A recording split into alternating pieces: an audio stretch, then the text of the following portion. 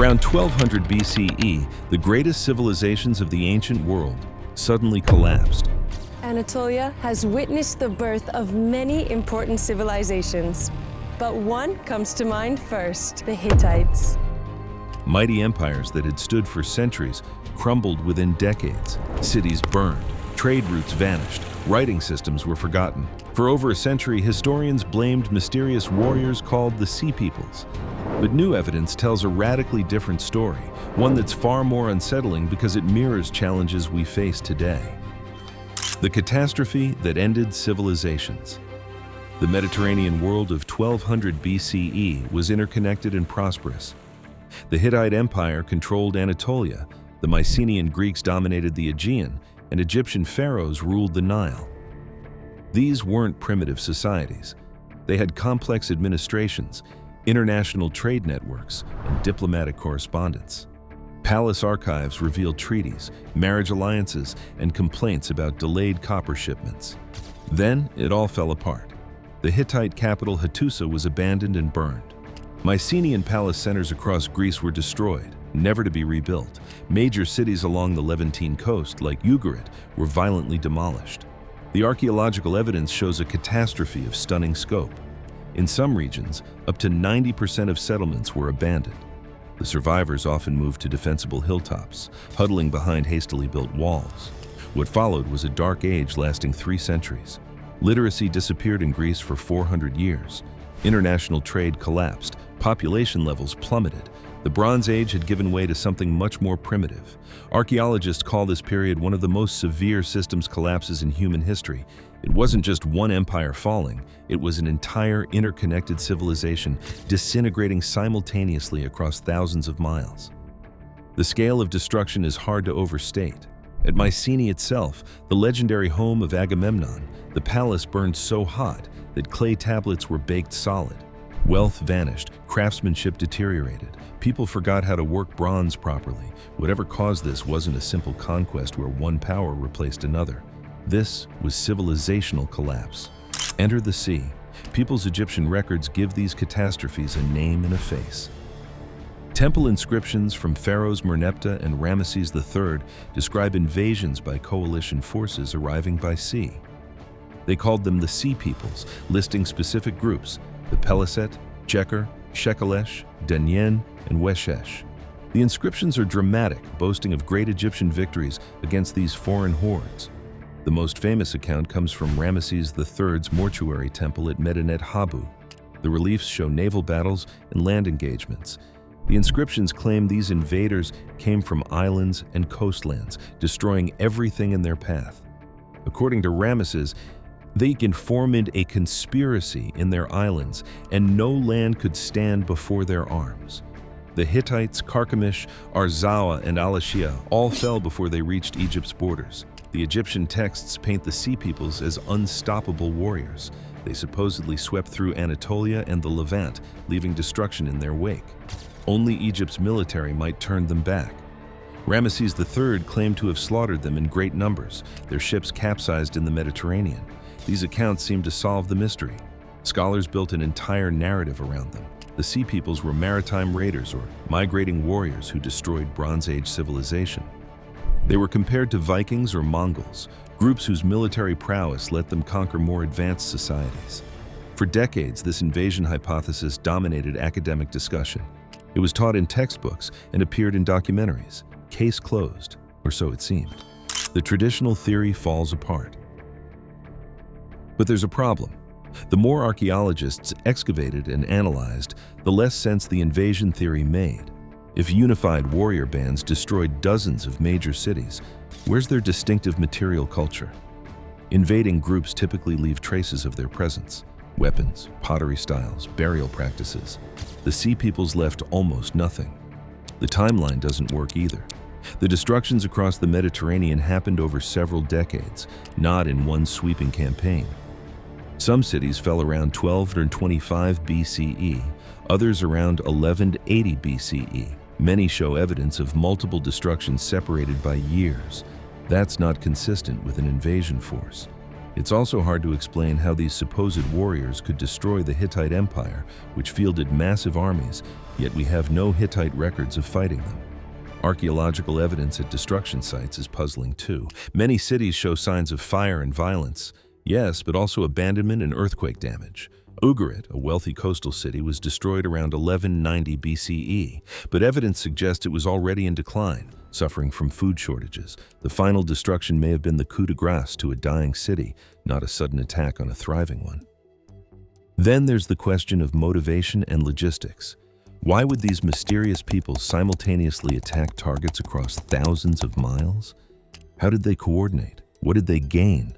Most destroyed sites weren't occupied afterward. There's no evidence of sea people settling in the ruins and enjoying their conquests. If they were raiders after plunder, why destroy trade cities and thereby eliminate future raiding opportunities? The Egyptian inscriptions themselves are problematic. Pharaonic texts weren't objective journalism. They were propaganda designed to glorify the king. Ramesses III faced serious domestic problems, including Egypt's first recorded labor strike. Portraying himself as defender against foreign hordes served political purposes. The reliefs at Medinet Habu show sea peoples traveling with ox carts full of women and children. That doesn't look like an invasion fleet, it looks like refugees. What the evidence actually shows, modern archaeology has tools that ancient historians lacked. DNA analysis, isotope studies, and paleoclimatology provide new perspectives. What they reveal contradicts the warrior invasion narrative. Genetic studies of Bronze Age and Iron Age populations show continuity, not replacement. In most regions, the people living after the collapse were descendants of those who lived there before. There wasn't a massive influx of new DNA. That rules out conquering populations replacing existing ones. Migration happened, but it was more complex than invasion. Material culture studies are equally telling. Pottery styles, burial practices, and architectural techniques show gradual evolution, not sudden change. The groups identified as sea peoples, particularly the Peliset, who may have become the biblical Philistines, did introduce new pottery styles to the southern Levant. But their arrival happened after many major destructions, and they appear to have settled in specific areas peacefully, sometimes coexisting with existing populations. Isotope analysis of teeth from Bronze Age skeletons reveals interesting patterns. People were moving around the Mediterranean more than previously thought, but this movement started before the collapse and continued afterward. It wasn't a sudden invasion, but ongoing migration that intensified during the crisis period. What's most striking is what happened at different sites. Some cities were violently destroyed, others were simply abandoned, their populations walking away. Still others show evidence of earthquake damage. The picture isn't of coordinated military campaigns, but of systemic failure. Each region collapsed in its own way, suggesting a common underlying cause rather than a common enemy. The destruction layers themselves tell a story. Archaeological excavations show that many cities were already weakened before their final end. Storage facilities were empty, defensive walls had been hastily repaired, signs of economic stress appear in the decades preceding destruction. Whatever finished these cities off, they were already vulnerable. The real culprit: climate collapse. The breakthrough came from an unexpected source: mud.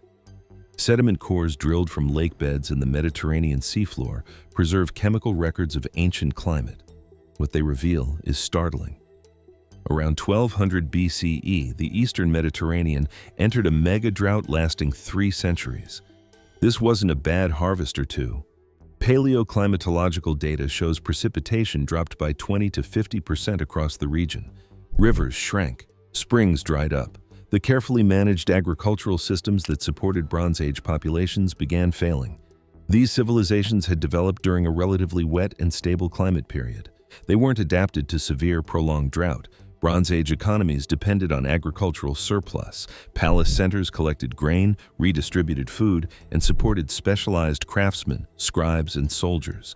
That system required consistent harvests. When drought struck, the entire structure became vulnerable. Crop failures meant less tax revenue. Populations grew hungry. Social tensions increased. Evidence for this climate disaster appears everywhere once you know to look. Pollen samples from archaeological sites show changes in vegetation, with drought-resistant plants replacing crops. Grain storage facilities at palatial sites were found empty when they burned. Letters from Ugarit's final years mentioned food shortages and desperate requests for grain shipments. One letter, never sent because the city was destroyed, reads, "There is famine in your land? My ship I have sent to you to the city of Ugarit. You should need corn for your subsistence." The reply draft found nearby says simply, "It is a matter of life or death." These weren't people threatened by foreign warriors. They were starving. The drought affected different regions with varying intensity, which explains the uneven pattern of collapse. Some areas had alternatives like fishing or pastoralism. Others, completely dependent on rain-fed agriculture, faced catastrophe. The interconnected nature of Bronze Age civilization meant that when key nodes failed, the entire network suffered. Trade routes disrupted, tribute stopped flowing, alliances dissolved. Not invaders, but refugees. So who were the Sea Peoples? The evidence increasingly suggests they were displaced populations, environmental refugees fleeing drought and famine. As agricultural systems failed across the Mediterranean, people moved. They weren't organized invasion forces, but desperate masses seeking survival. This reframes everything. The Egyptian texts describe the Sea Peoples arriving with families, ox carts, and possessions because that's exactly what they were doing. They were migrating, not raiding. Ramesses III's depictions show what we'd recognize today as a refugee crisis, though Egypt's propaganda machine spun it as military victory. Some migrants undoubtedly turned violent. Desperate, hungry people attacked cities that still had food. But they weren't professional armies. They were starving refugees who sometimes fought for survival. Other groups probably sought peaceful settlement. The varied outcomes at different sites reflect varied interactions between refugees and residents.